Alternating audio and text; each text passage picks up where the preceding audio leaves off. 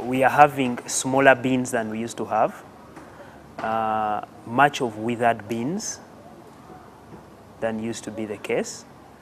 And the crop is, despite the planting of new trees, the volumes are not growing fast enough to match the demand.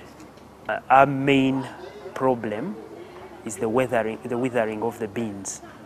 We're having so many floats because of prolonged exposure to sunshine. 5 years ago, we would have about 3 to 4% of floats. That is at the beginning and towards the end of the season. Mid-season, we would hardly have floats. Today, we'll have up to 11% floats, and we'll have floats running through the season. And the farmer is becoming poorer because when he gives us 100 kilos and 11 kilos are floats, it means he's going to get payment for that will match the quality he's offering. Esa han trabia tukanoa omanuki haku siasente senen beti sahan siasente siabrelem ukwe yomwani wamabi wabi kwano echisaho hatatule kuchitweka chichisaho.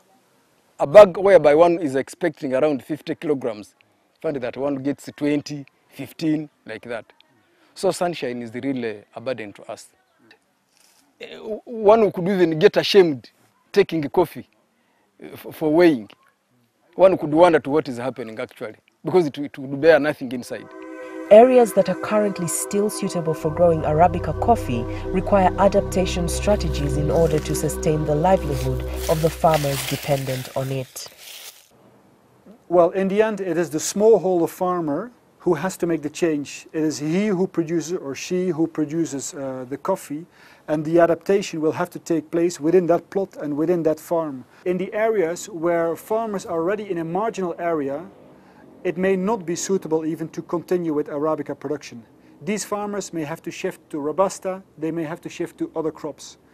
Areas which are now doing fairly okay, but which are being threatened in the near future, we would have to start thinking about climate smart systems. It means you'll have to try to improve your varieties, make them more drought resistant, more heat tolerant, and at the same time try to work on your microclimate. If we can work with shade systems that we can manipulate ourselves by planting in bananas, by planting in shade trees, then we can reduce ourselves the microclimate temperature where the coffee is growing. Ngaveta sesaho, ngaveta sesaku umweni na mchichinga mtrakayom. Na huna asesere, huna retreke bet na rangiri umweni. Abirita sechin, na huna treke michich. Amaita namulekaho na narangira chitu nicha nywandreki. Nengume ereku ya veta siakanyaho kak. Naribwa nerina nukutsepu. Naribetu ngapi nganauti ya metrekeri ya retrakayomu, betu nariakari kana.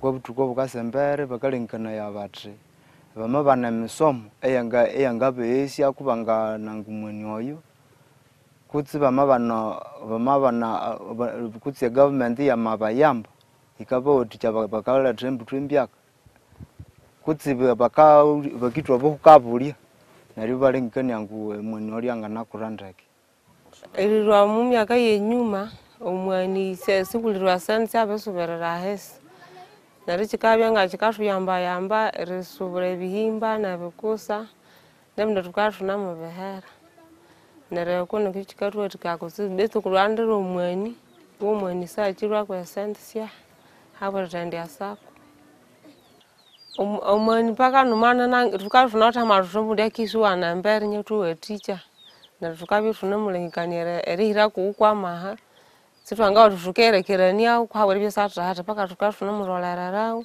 tutyo mundu nambi kesa hike nyasa hatinya tuwetiki Temperatures are expected to rise in the next 10 years, putting Uganda's chief export and the people dependent upon it in trouble if preventive measures are not taken immediately. I've learned that coffee smallholder farmers are surviving more than anything. They have to deal with a lot of constraints. They have to deal with low soil fertility, they have to deal with a high pest and disease pressure, and this is just at plot level. They also have not a lot of information when it comes to marketing. A lot of farmers are not members of organizations. They have a lot of difficulty knowing the right price for their coffee and so on. And then there's climate change that is coming, and it's just adding an extra pressure to their already vulnerable livelihood. And so there just must be one big crisis, and they are in crisis. And it's about finding coping strategies so that they can survive really more than anything, and hopefully even improve their livelihood. In order to prevent huge losses for the coffee sector in Uganda, both the government, the public research and extension institutes, and the private sector will have to invest a lot more in bringing the messages to the farmers. What we have seen in the past is that the government and the private sector were almost two individual entities that were working parallel and bringing each their own messages to the farmers. There has to be a really much more collaborative effort at the sector level between the private and the public sector in order to prevent significant losses of coffee exports for Uganda and significant losses of income for the smallholder producers. Well, many, perhaps most coffee producers are among the poor of Uganda in terms they are small-scale producers in rural areas, and many of them depend on the mortgaging of their crops in order to be able to meet their school fees, their medical bills and other kinds of costs. So one of the problems for many, perhaps most coffee producers is that they are not able to get enough value from their crop, and as a result they remain within poverty. There needs to be support to small-scale producers to enable them to capture more value from the coffee value chain and allow them to move into much more sustainable and resilient livelihoods. Unless coffee is really profitable for farmers, they're going to stop growing coffee and grow other crops. And I think there's a tremendous responsibility in the industry. That includes the Coffee Development Authority, it includes the researchers, it includes the extension services and the Ministry of Agriculture. Definitely includes the farmers' organizations and their representatives. It includes the input suppliers because they need to be able to adapt what they're providing to the farmers.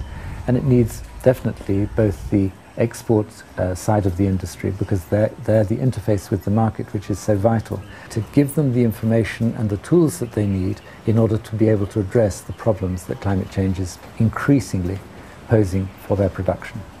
The issue of climate change needs to be put firmly on the agenda and made a priority within the agenda. We will be judged by what we do now, and what we do now is going to have a major impact on the way that the coffee industry develops in the next 20, 30, 50 years. So we need to be paying attention, and it's urgent and important.